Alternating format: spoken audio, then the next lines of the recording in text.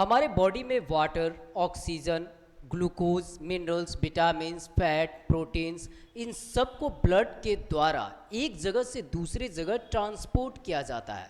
और इसके लिए हमारे बॉडी में एक स्पेशल टाइप ऑफ सिस्टम है, उसी को हम बोलते हैं सर्कुलेटरी सिस्टम। और सर्कुलेटरी सिस्टम का सबसे इम्पॉर्टेंट ऑर्गन है हार्ट, जिसे हम पंपिंग ऑर्गन के नाम से जानते हैं। मेनली हार्ट को इंग्लिश में हार्ट, बायो में कार्डियक, हिंदी में हृदय और उर्दू में दिल कहा जाता है। और जो लोग इसके स्पेशलिस्ट होते हैं उन्हें कार्डियोलॉजिस्ट कहा जाता है। मेनली हमारा हार्ट हमारे चेस्ट कैविटी के मिड डॉर्सल लाइन के बीचों बीच स्थित है। हमारे दो लंग्स यानी कि दोनों फेफड़ों के बीच में प्रेजेंट है। तो मेनली चलिए हम लोग देखते हैं कि हार्ट किस टाइप का है और किस टाइप से फंक्शन करता है। तो सबसे पहले हमने देखा कि हमारा हार्ट 4 चैम्बर्ड है, यानी कि हमारे हार्ट में 4 चैम्बर है, अपर 2 एट्रियम एंड लोअर 2 वेंट्रिकल्स, यानी कि ऊपर का दोनों चैम्बर एट्रियम कहलाता है और नीचे का दोनों चैम्बर वेंट्रिकल्स कहलाता है। मेनली बीच में एक दीवार होता है, बीच में एक दीवार होता है जिसे इंटरमीडिएट सेप्टम कहा जाता है। इंटरमीडिएट का मतलब ही होता है बीच का और सेप्टम का मतलब होता है दीवार, यानी कि बीच का दीवार, जो कि हार्ट को बराबर 2 भाग में 2 पार्ट्स में डिवाइड कर देता है, राइट एंड लेफ्ट। अगर हम लेफ्ट साइड की बात करें तो लेफ्ट साइड में एक एट्रियम और एक वेंट्रिकल्स होता है। एट्रियम जिसको हमने कहा लेफ्ट एट्रियम एंड वेंट्रिकल्स जिसको हमने कहा लेफ्ट वेंट्रिकल्स। राइट साइड में भी सेम है। राइट साइड में अगर हम एट्रियम की बात कर रहे हैं तो राइट एट्रियम, और नीचे की बात कर रहे हैं तो राइट वेंट्रिकल्स, यानी कि right atrium and right ventricles. हमारे हार्ट के चारों चैम्बर से डक्ट जनरेट होते हैं। मेनली पाइप को बायोलॉजी में डक्ट भी बोला जाता है। तो अगर हम लेफ्ट साइड की बात करते हैं तो लेफ्ट एट्रियम से एक डक्ट जनरेट हो रहा है जिसको हमने कहा पल्मोनरी वेन, और वेंट्रिकल से एक डक्ट जनरेट हो रहा है, इसको हमने कहा सिस्टमिक ऑर्टा। राइट साइड की बात करें तो राइट साइड में भी एट्रियम से एक डक्ट जनरेट हो रहा है जिसे हमने कहा वेना कावा। वेना कावा आगे चलकर 2 ब्रांच में डिवाइड हो जाता है, इसी को हमने कहा superior vena cava and inferior vena cava. Superior का मतलब ही होता है हमेशा ऊपर या टॉप, और इंफीरियर का मतलब होता है नीचे या नीचे का। उसके बाद हम वेंट्रिकल्स की बात करते हैं तो वेंट्रिकल्स से भी एक डक्ट, एक पाइप जनरेट हुआ जिसे हमने कहा पल्मोनरी आर्टरी। यहाँ पे बीच में जो हमारा एट्रियम है, एट्रियम में एक नोड प्रेजेंट है जिसे हमने कहा एसे नोड। मेनली इसे पेस मेकर भी कहा जाता है, जो कि इलेक्ट्रिक इम्पल्स जनरेट करता है और इसी इलेक्ट्रिक इम्पल्स की मदद से हमारा हार्ट कॉन्ट्रैक्ट करता है, यानी कि इम्पल्स बनाता है, हार्ट बीट बनाता है। इसके ठीक नीचे है एवी नोड। एवी नोड जो कि एसे नोड के इम्पल्स को रिसीव करता है और ये आगे चलकर बंडल ऑफ हीज यानी कि 2 ब्रांच में डिवाइड हो जाता है जिसे हमने कहा बंडल ऑफ हीज। और बंडल ऑफ हीज आगे चलकर पूरे वेंट्रिकल्स में नेटवर्क बना लेता है, जाल बना लेता है, इसी को हमने कहा परकिंज फाइबर्स, जो कि पूरे वेंट्रिकल्स में नेटवर्क बनाए हुए हैं, जाल बनाए हुए हैं। मेनली पहले हम हार्ट के एक्सटर्नल फंक्शन देखते हैं कि हार्ट कैसे फंक्शन कर रहा है, हार्ट ब्लड को कैसे फ्लो करवा रहा है। उसके बाद हम बात करेंगे एसे नोड और एवी नोड की। तो सबसे पहले हम देखते हैं पल्मोनरी वेन को। मेनली पल्मोनरी वेन ब्लड को रिसीव किया, ऑक्सीजनेटेड ब्लड, यहाँ पे मैंने लिख दिया है O2, यानी कि ये ऑक्सीजनेटेड ब्लड को रिसीव कर रहा है। ऑक्सीजनेटेड ब्लड लेफ्ट एट्रियम के अंदर आया। लेफ्ट एट्रियम जैसे ही कॉन्ट्रैक्ट हुआ, ब्लड नीचे की ओर फ्लो किया। ब्लड नीचे की ओर फ्लो करेगा, यहाँ पे वल्व है, यहाँ पे वल्व है। जब एट्रियम कॉन्ट्रैक्ट होगा तो ये वल्व ओपन हो जाएगा और ब्लड नीचे फ्लो कर जाएगा। इसी वल्व को हमने कहा आर्टियोवेंट्रिकुलर वल्व, एवी वल्व या आर्ट्रियो वेंट्रिक्यूलर वल्व। इसे आर्ट्रियो वेंट्रिक्यूलर वल्व इसलिए कहा क्योंकि ये एट्रियम और वेंट्रिकल्स के बीच में है, इसलिए इसे कहा atrio ventricular valve. Mainly atrio ventricular valve blood को ऊपर से नीचे आने देता है, लेकिन नीचे से ऊपर जाने नहीं देता है, ये रोक लेता है। जब एट्रियम कॉन्ट्रैक्ट होता है, जब एट्रियम कॉन्ट्रैक्ट होता है तो ब्लड नीचे आता है, आर्ट्रियो वेंट्रिक्यूलर वल्व ओपन हो जाता है, ब्लड नीचे आता है, और उसके बाद जब वेंट्रिकल्स कॉन्ट्रैक्ट होता है तो ये क्लोज हो जाता है, ब्लड को ऊपर की ओर फ्लो नहीं होने देता है। तो मेनली यहाँ पे ब्लड आया, जैसे ही एट्रियम के अंदर ऑक्सीजनेटेड ब्लड आया, ब्लड जब एट्रियम कॉन्ट्रैक्ट हुआ तो ब्लड नीचे गया, वेंट्रिकल्स में गया।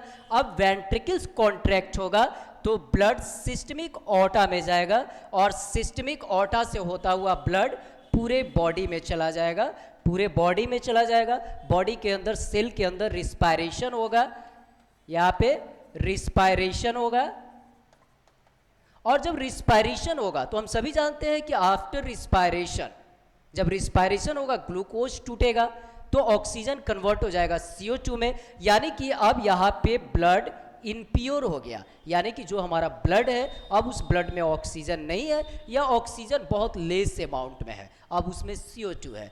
अब ये ब्लड हमारे बॉडी में रहेगा तो हमारे लिए हार्मफुल है, हमें नुकसान पहुंचाएगा, इसलिए अब ये ब्लड फ्लो करता हुआ चला जाएगा, यहाँ से फ्लो करता हुआ यहाँ आएगा, और यहाँ से ये वेना कावा में चला जाएगा। मैंने पहले ही कहा कि वेना कावा 2 टाइप्स के होते हैं, जो कि 2 ब्रांच में डिवाइड होता है, superior vena cava and inferior vena cava. Superior vena cava का काम है बॉडी के आधी ऊपरी हिस्से से इनप्योर यानी कि डीऑक्सीजनेटेड ब्लड को राइट एट्रियम में लाना, और इंफीरियर वेना कावा का काम है हमारे बॉडी के आधे निचले हिस्से से ब्लड को राइट एट्रियम में लाना, यानी कि इनप्योर ब्लड, डीऑक्सीजनेटेड ब्लड को। मेनली वेना कावा किसी भी कंडीशन में डीऑक्सीजनेटेड यानी कि इनप्योर ब्लड को हमारे हार्ट के राइट एट्रियम में लाएगा। मैंने यहाँ पे इंडिकेट भी कर दिया है जगह जगह पे CO2।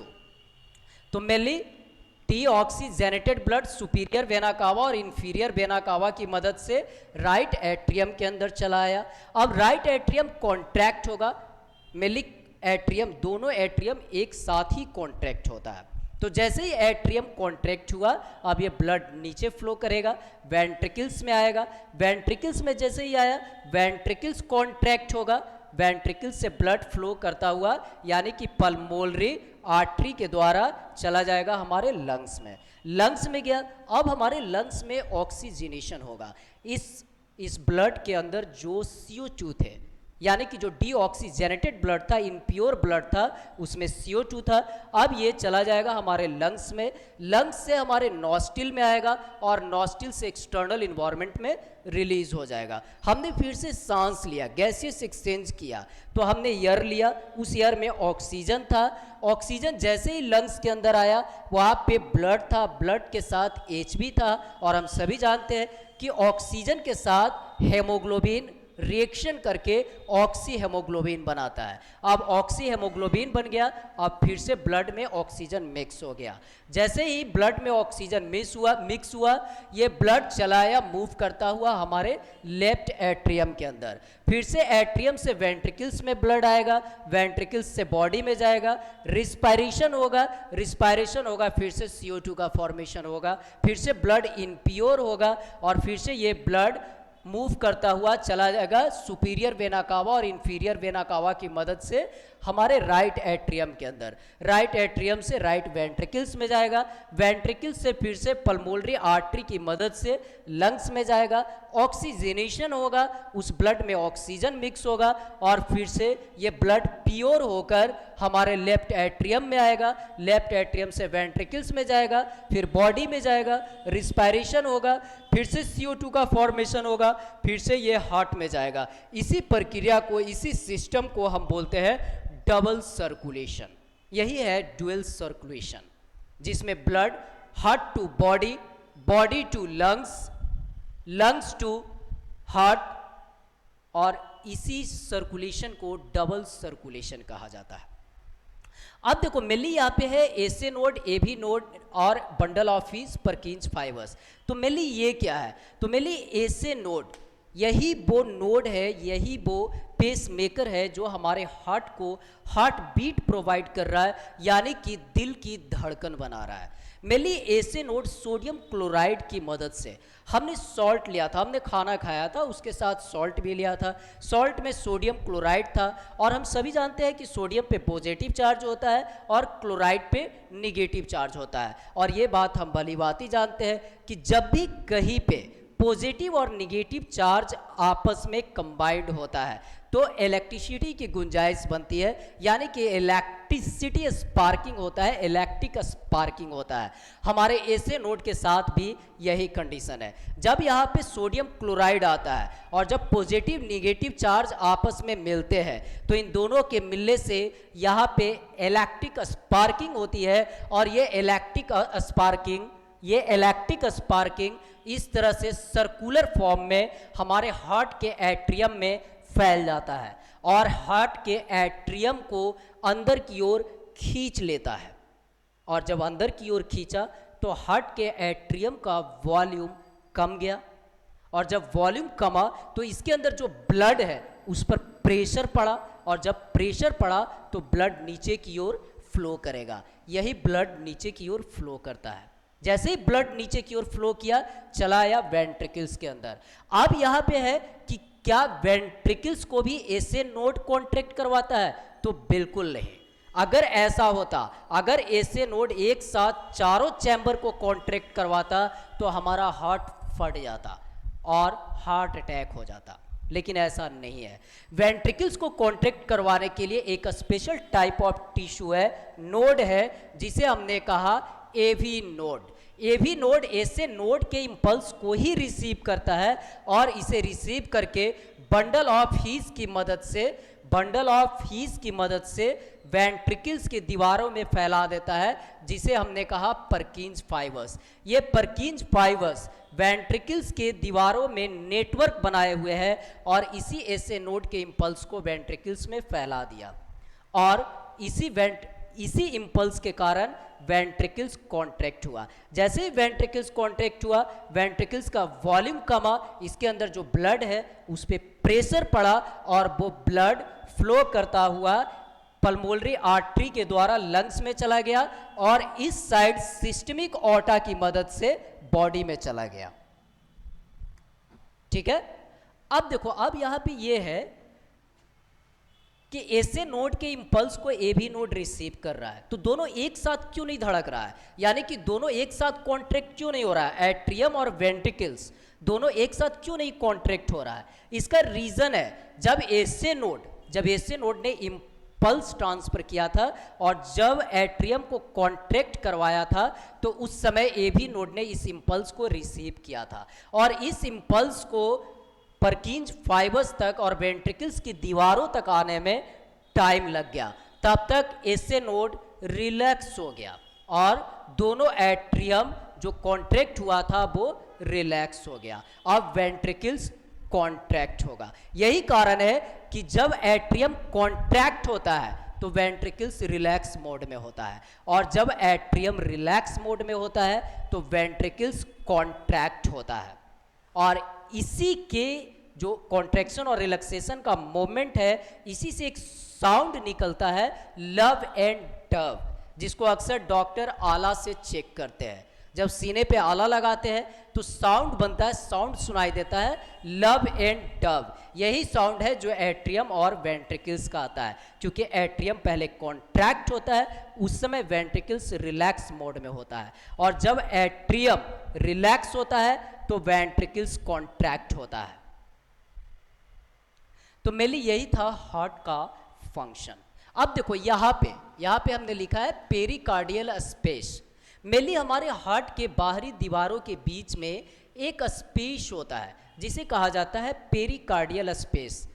Pericardial space, cardial space इसलिए कहा गया क्योंकि हार्ट को बायो में कार्डियक बोला जाता है, तो इसे ही कहा पेरिकार्डियल स्पेस। मेनली इस स्पेस में दुनिया का नियम है कि कभी कोई जगह खाली नहीं होता। प्राकृतिक का नियम है कि कभी भी कोई भी जगह खाली नहीं होता। जहाँ कुछ नहीं होगा वहाँ या तो एयर होगा या कुछ ना कुछ जरूर होगा। मेनली पेरिकार्डियल स्पेस में भी एक फ्लूइड होता है जिसे बोला जाता है पेरिकार्डियल फ्लूइड।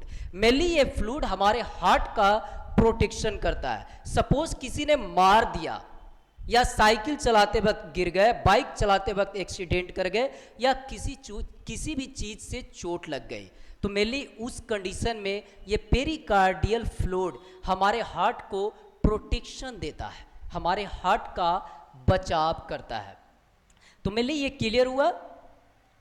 चलो इसको फिर से मैं रिपीट कर दे रहा हूँ, जो सर्कुलेशन है उसको मैं फिर से रिपीट कर दे रहा हूँ। तो मेनली देखो यहाँ पे लेफ्ट एट्रियम है, लेफ्ट वेंट्रिकल्स है, यानी कि अपर चैम्बर को हमने कहा लेफ्ट एट्रियम, जो लेफ्ट साइड है। एक बात हमेशा याद रखना, हार्ट के लेफ्ट साइड में, हार्ट के लेफ्ट साइड वाले दोनों चैम्बर में, लेफ्ट साइड दोनों चैम्बर में हमेशा ऑक्सीजनेटेड ब्लड होता है, यानी कि प्योर ब्लड होता है जिसमें ऑक्सीजन होता है। और हार्ट के राइट साइड वाले दोनों चैम्बर में हमेशा डीऑक्सीजनेटेड ब्लड होता है, यानी कि इनप्योर ब्लड होता है।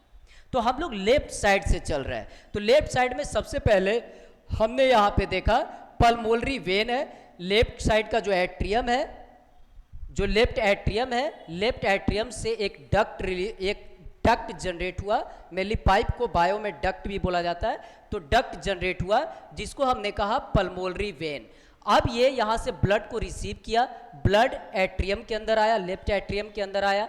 एट्रियम जब कॉन्ट्रैक्ट होगा तो ब्लड नीचे की ओर फ्लो करेगा। ये बीच में वाल्व है जिसे हमने आर्ट्रियो वेंट्रिक्यूलर वाल्व कहा। आर्ट्रियो वेंट्रिक्यूलर वाल्व ओपन हो जाएगा, इस तरह से ओपन हो जाएगा, ब्लड नीचे फ्लो करेगा, वेंट्रिकल्स में आएगा। वेंट्रिकल्स से ब्लड सिस्टमिक ऑर्टा की मदद से पूरे बॉडी में ट्रांसफर हो जाएगा। सेल को ब्लड मिल जाएगा, साथ में उस ब्लड के साथ ऑक्सीजन है, ऑक्सीजन मिल जाएगा, बॉडी में चला गया। वहाँ पे रिस्पायरेशन होगा।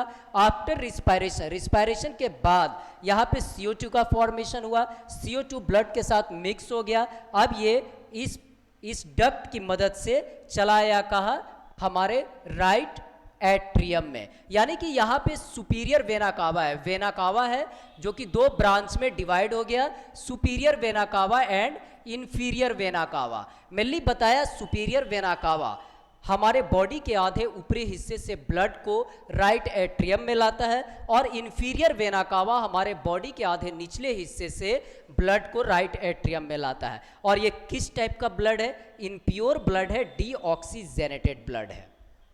तो ये डीऑक्सीजनेटेड ब्लड राइट एट्रियम में चला आया। राइट एट्रियम से ब्लड फ्लो करता हुआ जब कॉन्ट्रैक्ट होगा तो ब्लड फ्लो करता हुआ वेंट्रिकल्स में आएगा। वेंट्रिकल्स कॉन्ट्रैक्ट होगा तो ये ब्लड फ्लो करता हुआ हमारे लंग्स में चला जाएगा। ये इनप्योर ब्लड है, डीऑक्सीजनेटेड ब्लड है। ये ब्लड लंग्स में जाएगा, फेफड़ा में जाएगा, वहाँ पे ऑक्सीजनेशन होगा, ऑक्सीजन ब्लड के साथ मिक्स होगा और ये ब्लड मूव करता हुआ चलाएगा फिर से एट्रियम के अंदर, लेफ्ट एट्रियम के अंदर। फिर से ब्लड वेंट्रिकल्स में आएगा, फिर से बॉडी में जाएगा, बॉडी से फिर से सुपीरियर वेना कावा और इंफीरियर वेना कावा की मदद से राइट एट्रियम में आएगा। राइट एट्रियम से वेंट्रिकल्स में जाएगा, वेंट्रिकल्स से लंग्स में जाएगा, लंग्स से फिर से हार्ट में आएगा। मेनली इसी को हम डबल सर्कुलेशन बोलते हैं। अब देखो एक और इंपॉर्टेंट पॉइंट है, हमारे हार्ट के इसी सेप्टम में, ये जो सेप्टम देख रहे हो आप, इसी सेप्टम में इसी जगह पे एक छिद्र होता है।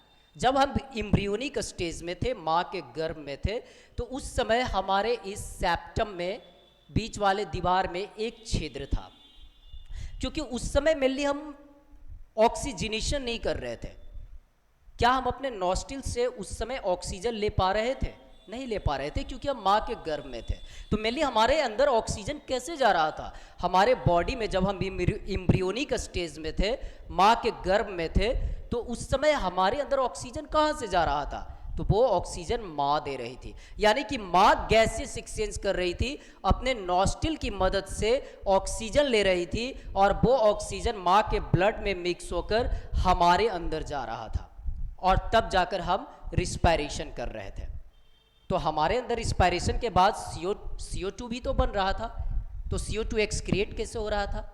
तो CO2 माँ के ब्लड में मिक्स हो जा रहा था और माँ अपने नॉस्ट्रिल की मदद से एक्सक्रिएट कर रही थी CO2 को एक्सटर्नल इन्वायरमेंट में। तो मेनली उस समय ये इससे कोई फर्क नहीं पड़ रहा था कि हमारे हार्ट के किस चैम्बर में ऑक्सीजनेटेड ब्लड है और किस चैम्बर में डीऑक्सीजनेटेड ब्लड है। तो मेनली वहाँ पे ब्लड को आसानी से फ्लो करने के लिए यहाँ पे एक छिद्र था जिसका नाम है foramen Oval. Mainly foramen Oval नाम के एक वैज्ञानिक ने, साइंटिस्ट ने इस छिद्र की खोज की थी और उनके नाम को सम्मान देने के लिए इस छिद्र का नाम रख दिया गया फोरामेन ओवल। लेकिन क्या ये छिद्र हमेशा हमारे अंदर रहता है? नहीं। मेनली जब हमारा जन्म होने वाला था, जब हम इस दुनिया में आने वाले थे, उससे 1 सप्ताह पहले, 2 सप्ताह पहले, हमारे जन्म के 1-2 सप्ताह पहले ये छिद्र कंप्लीट हो गया, भर गया और एक नोट्स की तरह रह गया। बस वहाँ पे एक निशान है, एक नोट्स है जिसे फोसा वैलीज कहा गया। और मेनली ये नोट्स आज भी हमारे दिल में मौजूद है। ठीक है। कई बार देखो, कई बार क्या होता है कि कुछ बच्चे जन्म लेते हैं और जन्म लेने के कुछ दिन बाद तक ऐसा सुनने में आता है कि उसके दिल में छिद्र है। तो मेनली कई बार ऐसा होता है कि बच्चे जन्म लेते हैं, उसके 1-2 सप्ताह, 1-आध महीने तक ठीक हो जाता है, लेकिन कई बार ऐसा होता है कि ये नहीं ठीक हो पाता है, ये नहीं भर पाता है। तो उस कंडीशन में या तो उस बच्चे की डेथ हो जाती है या फिर ऑपरेशन करना पड़ता है। लेकिन अब नवजात शिशु है तो क्या उसका ऑपरेशन पॉसिबल है इतना जल्दी? नहीं। तो अगर ऑपरेशन नहीं होगा तो उसकी डेथ हो जाएगी। अगर वो बच्चा 2-4 महीने, 5 महीने, 6 महीने, साल, 2 साल अगर टिक गया तो उस कंडीशन में खुद से भी ठीक हो सकता है, मेडिसिन इंजेक्शन की मदद से ठीक हो सकता है, और नहीं तो फिर ऑपरेशन करना पड़ेगा, ऑपरेशन नेसेसरी है। तो मेनली यही वो छिद्र है जिसे फोरामेन ओवल कहा जाता है। जब ये ठीक हो जाता है, कंप्लीट हो जाता है, तो इसे फोसा वैलिस कहा जाता है। तो मेनली इसमें मुझे नहीं लगता है कि अब कोई दिक्कत होना चाहिए। चलो ठीक है, ओवर।